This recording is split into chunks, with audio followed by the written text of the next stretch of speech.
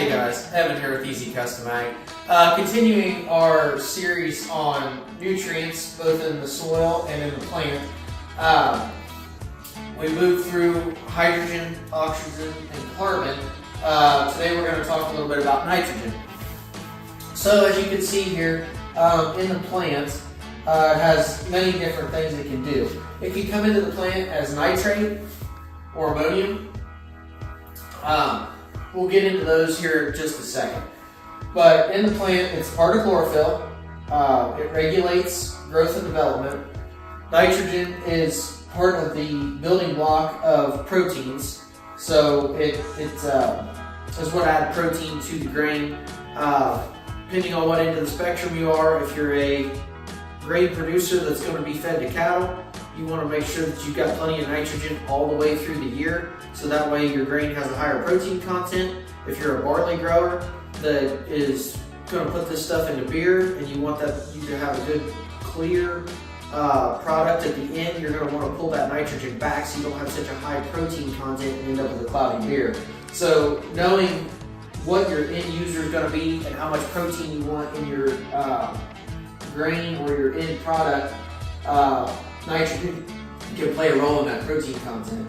Enzymes, nitrogen is used in enzymes for various functions, and also in the plant it is one of the nutrients that is mobile, so it's able to move to the leaf tips and up and down through the plant. In the soil, it is also mobile. We'll talk a little bit about that when we talk about different forms, but that's the reason that a lot of guys near saltwater areas have issues with algae blooms and things when they're using nitrogen. And then bacteria. So the nitrogen is able to feed bacteria, and we always talk about a carbon to nitrogen ratio when we are talking about bacteria.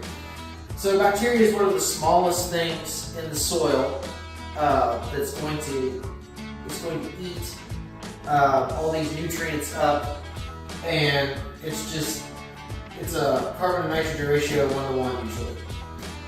So bacteria is going to be eaten by fungus. So fungus has a higher carbon to nitrogen ratio. So let's say that they are 5:1. This is kind of like when we did the chemical formula for photosynthesis. That means that a fungi is going to have to eat 5 bacteria to satisfy its carbon need. Well, that ends up giving them 5 nitrogens also. Well, they can't sustain that kind of ratio, so they're going to defecate, for lack of a better term, 4 of those nitrogens out. That is where we get the nitrogen in our soil. So our atmosphere is 78% nitrogen. Why are we putting on all these synthetic nitrogen fertilizers? I mean, we're guilty of doing it here at home. We use them every year, pounds of them. So using bacteria that are nitrogen fixing bacteria, we're able to bring some of that down out of the atmosphere, depending on what style they are. If they're rhizobia bacteria, you see the nodules on the bottom of the soybean plants, and then there's a ton of other ones. But once they get eaten by a fungus, that's when that nitrogen is expelled and released into the soil system for our plants to use. So keep in mind your carbon to nitrogen ratio as we go on through this. So Zach and I were talking about this before we got on film.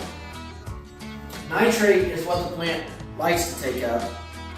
Ammonium is the most efficient thing for a plant to take up as far as on the nitrogen spectrum.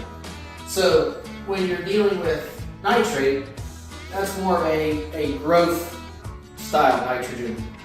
When your plant's coming out of the ground and you're trying to get it up to knee high as quick as possible, you put that nitrate on there and it's really going to encourage growth. But there's a step in here. We've got to go from nitrate to nitrite, which is NO2.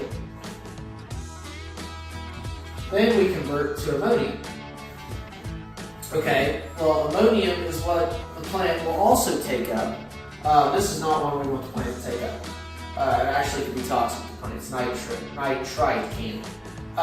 Ammonium is a good form of nitrogen for the plant, especially in the reproductive stage. because the next form after this is amino acid. And that is what the plant is actually trying to get to. So when we're adding nitrogen to our plants, yes, it has a function in it, but we're really trying to get to the amino acid and the protein stages, because that's what the plant is actually creating, using, and building inside the plant to get us the yields that we're wanting. So, like I was saying, that this is a more efficient form. I was telling Zach, the nitrate is like eating cookie dough. You know, it's a lot of fun, it's great, but the ammonium is like eating a cookie. There's been energy put into that to convert it to this form, to make it a more usable form over the cookie dough, and you're closer to the end product than what we're trying to get to. I know you've heard us talk about BW Fusion's amino product. The reason that they have gone to using amino acids and applying them directly is because they think that they can get a more efficient and effective form of nitrogen on there. We're putting a quart of amino on and gaining 9 pounds of nitrogen. So it's a lot less of a volume issue, and the plant is not having to work near as hard to convert nitrate into the amino acids that it needs anyways. So not only do we have to think about if we're in the plant or in the soil, what we're trying to feed. So if we're trying to feed bacteria, we want to use less harsh forms of nitrogen. And then we have to think about solubility. So nitrate is use it or lose it. If we're putting on nitrate form of nitrogen, it can be gone either up or down depending on how it gets treated. If you're in dry, hot weather, or if you're in wet weather where that's going to be sitting under water and denitrified. Ammonium is a much more stable form of nitrogen. So it can stay in the soil for long periods of time if the weather conditions are correct. So we know a lot of guys out west in Illinois and farther will put their anhydrous on in the fall. They've got that heavy black soil, high CECs, able to hold more nitrogen to start with, but anhydrous is in the ammonium form, so they're able to hold that nitrogen in the soil easier than if you were putting on a UAN in the fall. Chances are that's going to be gone because of the nitrate in that UAN. So when we're thinking about, I brought up water quality, we want to make sure that we're trying to use stable forms of nitrogen as much as possible, unless the plant is needing it immediately and we're trying to get that rapid growth, like when we're doing side dress at like a V3. Not a bad idea to use some nitrate in there to help encourage that rapid growth. But we can get a little bit further into nitrogen here at another time, but just wanted to give you a basic overview of what forms the plant is using, kind of what it does in the plant a little bit, what we're actually doing when we're applying nitrogen to the soil, and just how it converts in the plant. So thanks for watching, guys, and we'll see you next time back here at the whiteboard.